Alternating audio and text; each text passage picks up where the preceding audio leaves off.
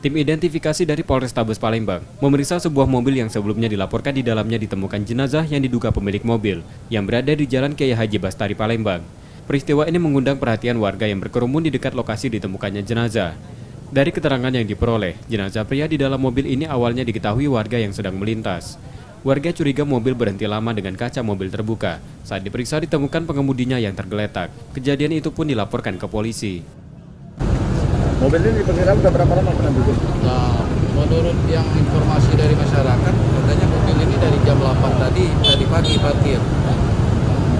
Jadi kami mendapat kabar atau pemberitahuan dari personil yang melihat kendaraan ini berhenti ini sekitar jam 10.30. Terus setelah dicek, ternyata memang benar ada orang yang meninggal di dalam kendaraan. Dugaan sementara apa tuh? Benar. Kalau dilihat dari yang bersangkutan itu mengeluarkan cairan atau mengeluarkan darah dari mulut, kemudian badannya sebagian membiru, kemungkinan sakit jantung. Dari identifikasi awal polisi, tak ditemukan luka bekas penganiayaan di tubuh korban. Diduga korban meninggal karena sakit jantung. Namun untuk memastikan penyebab kematiannya, jenazah dibawa ke Rumah Sakit Bayangkara Palembang. Yudi Kiswanto, Kompas TV, Palembang.